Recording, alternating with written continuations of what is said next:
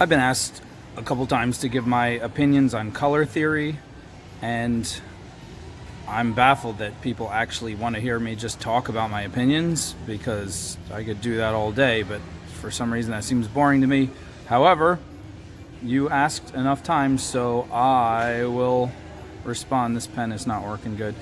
Anyway, I have basically, it starts like this. Wow, this pen is terrible. Let's get a different one. For jewelry, it goes by order of most popular to start. Blue is the most popular color in general. Green is next. We're talking about for stones here. And then purple. And then pink. And then black. And then white, but never bright white. I don't like bright white. It's kind of an off-white. Really, seashell mother of pearl is like what I might go to for white, or howlite, or like a stone with a lot of cool veins in it. But anyway, red is, people either love red or they don't like red. Red is a funny one. It's risky. I always include some red in there somewhere, and red is fun. It's nice to break it up after doing all the other colors. But however, I'm not gonna put a lot of effort into just making pieces with red. Bright red, I pretty much stay away from. To me, it looks, there's like an apple, forget it. Dark red, crimson, maroon, beautiful. To me, there's all the difference in the world between the one and the other. I should probably pause this video to say that if anybody disagrees with any of this or is turned off by anything I'm saying, this is just my opinion. This is just my experience mixed what I like mixed with what I find other people like in doing this for 10 years. So you could have a different market, you could have totally different tastes, of course, and you could find that some of these things don't resonate with you. So if you disagree with any of these things in this video, feel free. And ultimately, you have to do what makes you happy, what makes you feel good, the colors and the patterns and the pieces that are pleasing to you are what you should be making, and mixed with what your customers are telling you. This is always a balance between what you truly like aesthetically and what, you know, other people are asking for. I find it's always better to lean more towards what you like, because you're going to do it better. If you try to do what other people like, you will please some people, but ultimately you might burn yourself out doing a whole bunch of stuff that you don't enjoy. Although your taste may change, you might start to adapt to liking the things that other people ask for. So be self-aware. But in any case, back to my opinions, as if I have some grand ideas that might, I don't know.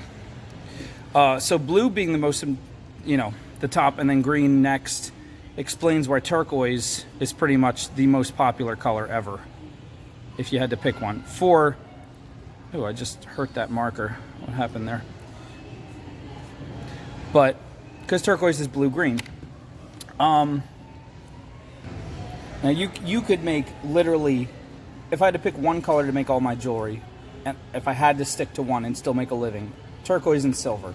I could do turquoise and silver all day. It's a winner. It will sell. People are drawn to it. Here's the funny thing about turquoise is, if I can get this marker to act right. Let's see. That's a little better. Real turquoise is super expensive unless you guys know something I don't know. In fact, I'm not sure if I've ever carried it. Unless you want to really invest and charge over $100 per piece, it's really not feasible, I found, to use real turquoise. Now, sadly, or, for good or bad, people love fake turquoise. And when I say fake turquoise, I mean real stone that was dyed.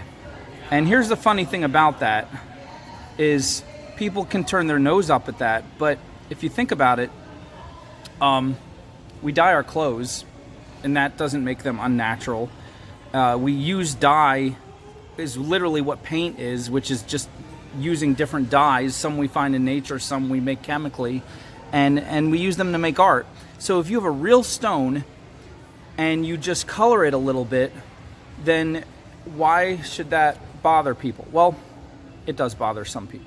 So I always use a mixture of real earth tones that I know are completely undyed and dyed stones, because sometimes the colors in them are just gorgeous, and you can get a beautiful stone for only a couple bucks that would, first of all, you can't even find that color in nature, or if you did, the stone would cost hundreds. So here's an example. This is an earth tone, jasper, right? And here is another jasper with a little bit of purple dye added. Now these aren't the exact same kind of jasper, so they don't have the same patterns, but here's the exact similar kind of jasper with a peach orange color, and here's with kind of a turquoise blue added. Now look how pretty that gets. And here's the same one with purple added, and on and on and on. Now here's more of the natural one. That's a natural jasper. It's pretty, it's gorgeous, like, and I prefer to use the earth tones if possible, but look at my fingers with the marker. But you know, you want to have a variety, I find, and these colors are really pretty, and I don't think there's anything wrong with it. Here's another example. This is all natural shell. It is literally the same, pretty much the same material that makes a pearl, but because it wasn't from an exact pearl out of a clam, it's just referred to as shell. I call it mother of pearl because it's pretty much the same stuff, but this is all natural. Here's one with a tiny bit of pink dye added. I don't even know if you can see the difference. Here's one with quite a bit more of blue dye added, with a ton more of red. Now this is a kind of red I like. This is darker red with some texture and variation in there. But then it gets even darker. Here's with some pink, some brighter pink than the other one. This is the very faint pink. You can hardly see it in the camera here. Here's with some dark grayish blue. Look how pretty that gets. Here's green. That definitely, I think, these two I think look the most artificial of all of these. The rest, without saying anything, people could actually think they were all natural. But these two are also really pretty. Here's a cool one. Look at this. This is, now, if anyone told you this was tiger's eye, I would totally believe them. It could be natural stone, it could be natural shell, but I'm pretty sure there's dye added to that too. I'm pretty sure this is just the regular all-natural one with some dye added. But look at how that comes out. It looks just like a tiger's eye. So cool. Anyway, and here's some, now that kind of olive green, that's a really pretty green. I like that better than the bright green. So here's another thing. I'm going to kind of meander because I planned this in my head, but I didn't really write notes, so forgive me. But what I find is I tend to like stones, shell, or glass, which ceramics I put under glass. You can find some really pretty ceramic beads. I do not like plastic, and there's a lot of stones. There's a lot of plastic that is made to look like real stone, and it can be pretty convincing until you touch it and you find out that it's warm and it's lightweight. There's something about the coolness and the weight of stone and glass that it just makes it feel more substantive, stronger, more higher quality.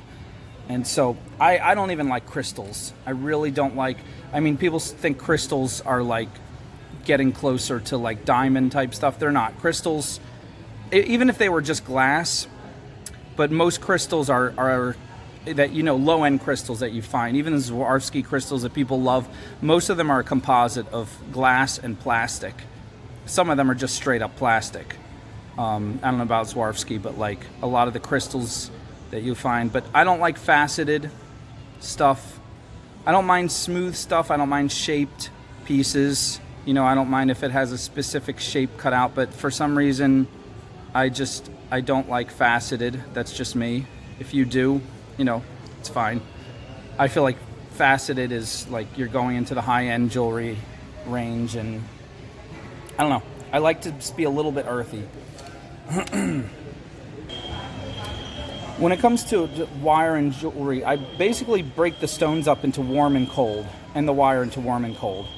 So, and then there's some variation, but basically the warm is like your earth tones. You could also say your fall colors. Cold is going to be your winter. And it's warm, we have red, orange, yellow, definitely. Any kind of brown. So tiger's eye would definitely fall in this category. Red tiger's eye, yellow tiger's eye. And then over in the cold we have our blue, purple, and then green is funny because green can go, in my opinion, it can go either way.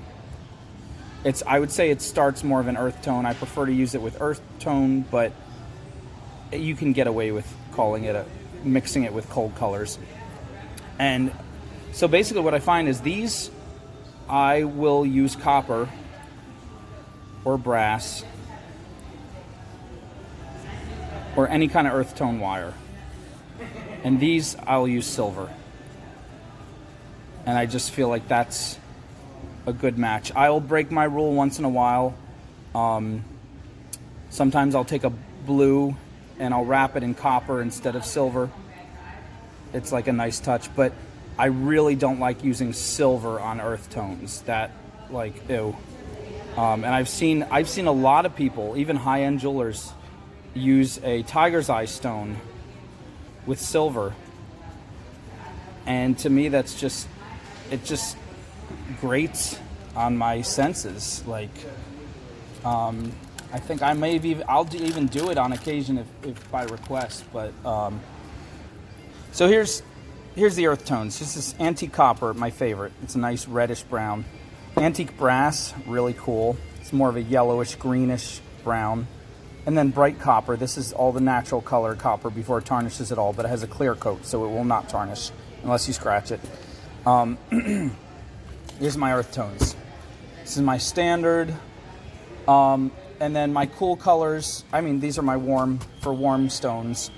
For cool colors, silver, black gunmetal. Now, black gunmetal is really versatile because it's basically black. It's a shiny black, but it could pretty much do any stone. But I like to put it in the cool color because pretty much cool colors don't have too much else as far as wire goes. But silver is all encompassing. Silver is king. Silver is the ultimate. Silver is queen. If I had to only pick one stone and one color wire to do it, would be silver and turquoise. People buy silver 2-to-1 over these guys, even though I kind of like these guys more because I'm a guy. I like earth tones. I like earthy stuff. Here's the piece I made for myself. You can see. I tried to hold up in the camera, but I must have taken it off. See, it's all antique copper, all warm stones. Pretty much. This blue right there, that could have went with silver. That's that dark grayish blue, but and the pink here. Pink is another one. I'm gonna say pink. Pink can go in either. I don't know if anybody's still watching this. I just totally feel like I'm rambling, but sometimes it's fun to watch people ramble. It's the right people, I can watch them ramble for a while. So, whatever. I'll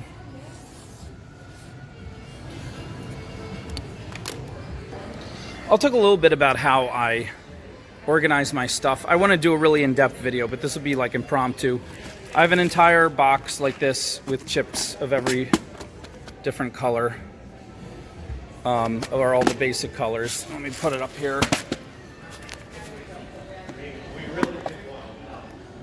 So it's got rose quartz, obsidian, lapis lazuli, aventurine, which looks just like jade to me, amethyst, red tiger's eye, yellow tiger's eye. Someone just gifted these to me. There's some kind of jasper.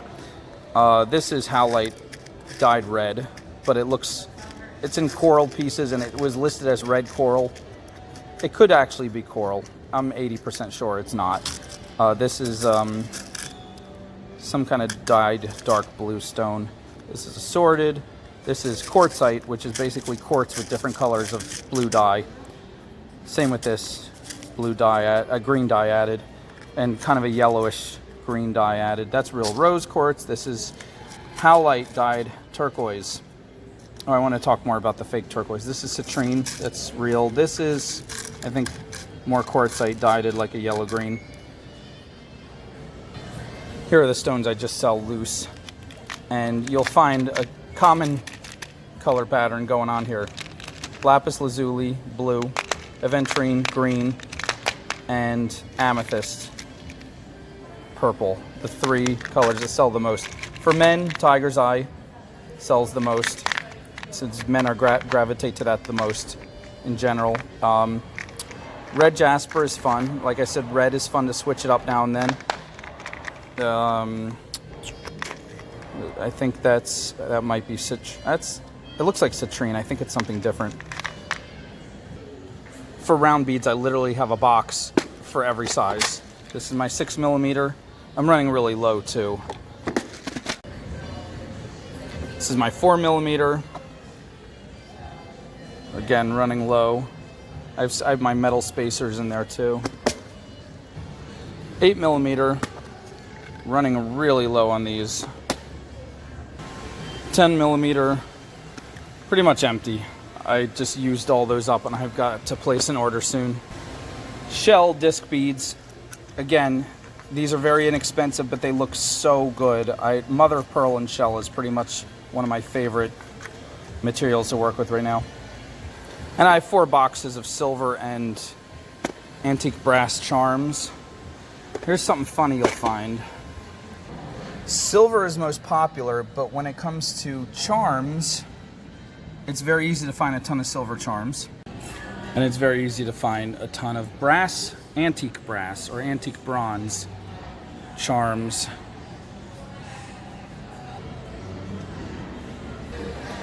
Antique copper is my favorite, and I prefer it to antique bronze or vintage brass, but it's really hard to find charms in this color. So when I need a charm, I tend to just make a handmade little swirl or something, whereas unlimited amount of charms in this color and in silver.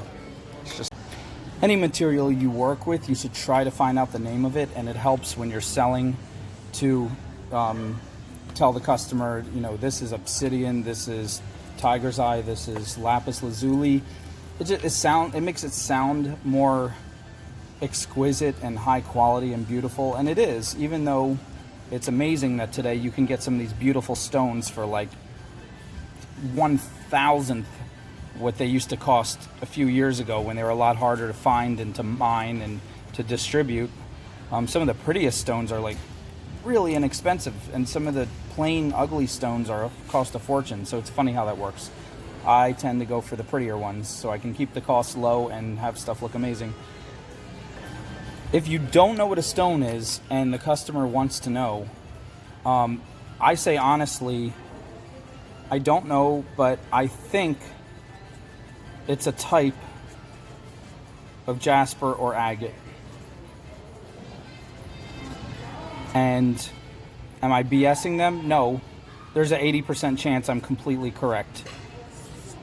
And because I'm saying I think, I don't know for sure, I'm also, not leading them on to say that I know for sure. But here's the funny thing about semi-precious stones. 90% of them are all clear quartz. with some kind of very minuscule amount of a mineral mixed in naturally that changes the color. You think all these stones are like come from vastly different, amazing places, but literally rose quartz, aventurine, tiger's eye, jasper, there's red tiger's eye, carnelian, citrine, agate, all of these, clear quartz with a tiny little bit, trace amount of some other kind of mineral changing the color, changing the pattern. Although experts will tell you differently, what I found is the only difference between jasper, which comes in almost any color or pattern, almost, and also takes dye really well, so after that the colors can be unlimited, and agate, which also seems to come in almost any color, is the jasper tends to be more opaque, solid colored with a lot of veins, and the agate tends to be a little bit translucent, a little bit see-through. But that's tends, that's not a hard and fast rule. So that's why I always say, I think this is a type of jasper or agate. And if it tends to be more solid, I tend to say jasper. And if it tends to be a little translucent, I tend to say agate. I guarantee I'm probably right more often than not. If this offends you, me not studying to find the exact amount of stone, bear in mind, I go through hundreds of stones between begging, borrowing, stealing, making deals, people gifting them to me, getting assorted packs where they're not labeled. But still, if it bothers you that I don't know the exact precise scientific meaning, just take to heart that even the scientists will argue about which is which oftentimes. A lot of these labels came out in the last couple decades, and they're not hard and fast rules all the time. I believe I read that lapis lazuli is not quartz-based or as much quartz-based as the others. It is a composite of some other minerals. So there's that. And there's a few other stones that are not exactly quartz-based, but 90% are. And so, it's a fun fact. I was mentioning before fun facts about turquoise and how expensive it is. Well, this is dyed howlite or some other kind of low-grade stone. It might even be lower grade than howlite. Howlite is naturally white, mostly kind of an off-white with some veins in it. These have some veins, but whatever kind of stone this is, it's totally dyed. This is referred to as African turquoise online, much prettier than that dyed stuff, right? Here's the crazy thing. People prefer the dyed stuff because it's brighter. I am serious. I think this is so much prettier, more natural, a little bit less bright, but all kinds of variations with different colors of blue, green, and black in the veins. But nope, they prefer this bright, what it looks like a toy to me. But here it gets worse.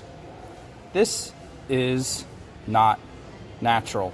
It's listed as African turquoise. It's literally jasper with dye added. Same as this.